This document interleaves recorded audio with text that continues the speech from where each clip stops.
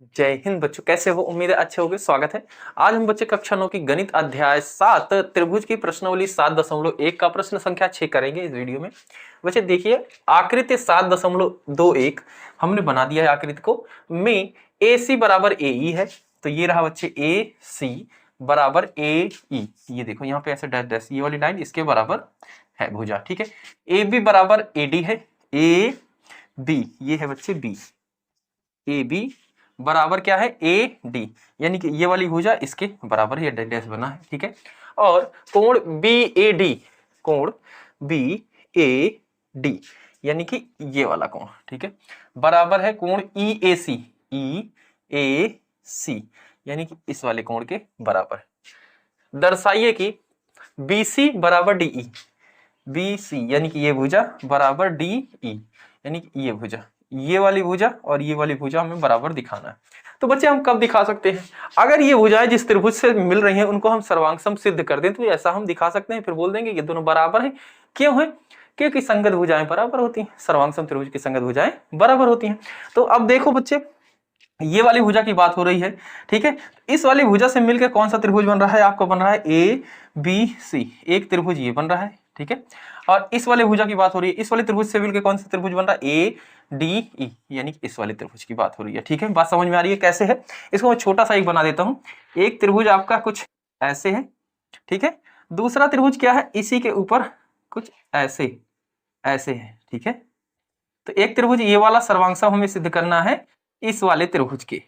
ठीक है, ऐसे ही है डायग्राम। ठीक है, ये वाला त्रिभुज, ठीक है, और दूसरा वाला ये वाला त्रिभुज, इसको हमें सर्वांगसम सिद्ध करना है। ठीक है, सिद्ध करने के लिए क्या क्या किया जा सकता है बच्चे? तीन चीजें हमें चाहिए। ठीक है, तो बच्चे दो चीजें इसमें दी गई हैं। ठीक है, ये वाली भुजा इसके बराबर दी गई है, ए बी सी त्रिभुज की ये वाली भुजा, और ए डी ई वाले त्रिभुज की इस भुजा के बराबर। ये वाला भुजा इस वाले की भुजा, दो चीजें हैं, पर एक चीज कोण इसका बराबर हमें नहीं दिख रहा है। क्योंकि ये वाले त्रिभुज की अगर हम ये वाले कोण की बात कर रहे हैं तो बच्चे ये त्रिभुज ए बी डी का कोण है, इतना ही है, यहां तक हमें कोण चाहिए था। ठीक है, और उसमें भी ए सी ई वाले में बात करें तो वो यहीं तक है। ठीक है, और हमें ये वाला त्रिभुज चाहिए, ये वाली भुजा बनानी है। ठीक है, तो उसके लिए एक चीज कर सकते हैं, अगर हम इस कोण में इतना कोण भी ऐड कर दें और इस वाले कोण में भी इतना कोण ऐड कर दें, तब क्या हो जाएगा? ध्यान से देखना एक बार। हल हल कोण बी ए डी, ये वाला कोण है ना, बी ए डी यानी कि ये वाला कोण बराबर दिया गया है कोण ई ए सी, ई ए सी यानी कि इस वाले कोण के बराबर दिया गया है। अब हम, ये तो बराबर दिया गया है, हम इसमें भी वही चीज ऐड करेंगे, इसमें भी वही चीज ऐड करेंगे, तो कोई दिक्कत होगी क्या? भाई बराबर है, बराबर में बराबर जोड़ा जा सकता है, ये हमने अपग्रेड के अंदर पढ़ा था, यूक्लिड की ज्यामिति के अंदर। बराबर में बराबर जोड़ो तो जो रिजल्ट आएगा वो भी बराबर ही होगा। ठीक है, तो इस कोण के अंदर हम इतना कोण और जोड़ दे रहे हैं। ठीक है, तो बी ए डी में हम कौन सा कोण जोड़ दे रहे हैं? ये वाला कोण, यानी कि डी ए सी, ये वाला कोण डी ए सी बराबर, और इधर ई ए सी, ई ए सी यानी कि यहां से यहां तक को, इसमें भी ये कोण जोड़ दे रहे हैं, इसमें भी हम जोड़ दे रहे हैं डी ए सी, यही वाला कोण डी ए सी, इस वाले में भी जोड़ दिया और इस वाले में भी जोड़ दिया। ठीक है, कोई दिक्कत यहां तक नहीं। अब जब बच्चे हम जोड़ दिए इस वाले कोण को, इस वाले कोण को जोड़ दिए, तो अब ये पूरा कोण क्या बन गया? ये वाला। तो इस वाले कोण को क्या लिख सकते हैं? इन दोनों की जगह पे जोड़ने के बाद क्या लिख सकते हैं?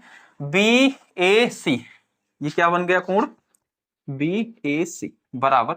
अब बच्चे जब इस वाले कोण को इसके साथ जोड़ दिए तो ये कोण यहां से लेके यहां तक वाला कोण बन गया। हाँ, यहां से लेके यहां तक वाला कोण, तो ये क्या होगा? डी ए ई, कोण डी ए ई के बराबर। ठीक है, कोई दिक्कत यहां तक बिल्कुल नहीं होनी चाहिए। ठीक है, इसको एक समीकरण मान लो। ठीक है, अब हम सर्वांगसम सिद्ध करने पे आते हैं। सर्वांगसम सिद्ध करने के लिए हमें कौन कौन से त्रिभुज में हमें सर्वांगसम सिद्ध करना है? ए बी सी, ये वाला त्रिभुज। ठीक है, तो हम बात करेंगे त्रिभुज ए बी सी और त्रिभुज ए बी सी और त्रिभुज ए डी ई में, ए डी ई में। ठीक है, इसमें क्या क्या दिया गया है? तो इसमें दी गई है ये वाली भुजा ए बी बराबर है ए डी। तो ये देखो बच्चे, इस वाले त्रिभुज का ए बी और इस वाले त्रिभुज का ए डी, ये देखो भुजा है ना, दोनों क्या है, बराबर हैं। ये हमें कैसे पता चला बच्चे, ये दिया है, प्रश्न में भी दिया गया है, ठीक है। और बच्चे एक भुजा ए सी बराबर दी गई है ए सी बराबर दी गई है ए, ये भी दिया है, ये दोनों क्या है, बराबर है, ये भी प्रश्न में ही दिया गया, ये वाली भुजा इसके बराबर है, ठीक है।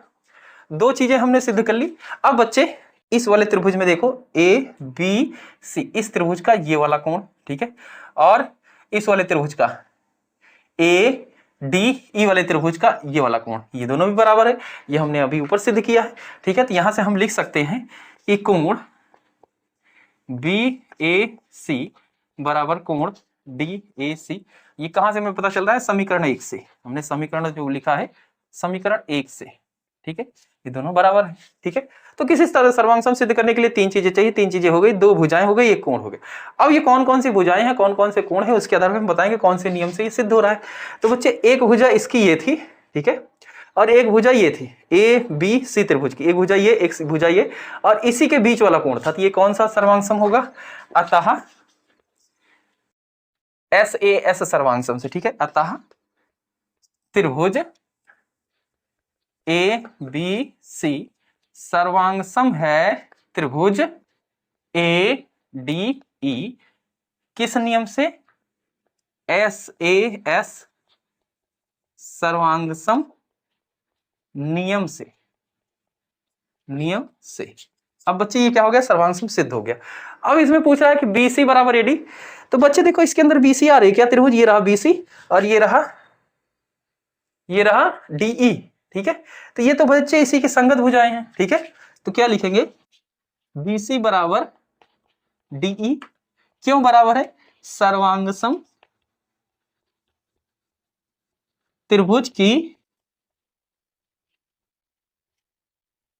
संगत भुजा है, संगत भुजा, ठीक है। इस तरीके से लिख देंगे और हमारा ये सिद्ध हो गया, हमने दर्शा दिया ये दोनों बराबर है, किस लिए है वो रीजन बता दिया, ठीक है। उम्मीद है समझ में आया बच्चे, कोई दिक्कत है कमेंट कर सकते हो। मिलते हैं अगली वीडियो में। जय हिंद जय भारत प्यारे बच्चों।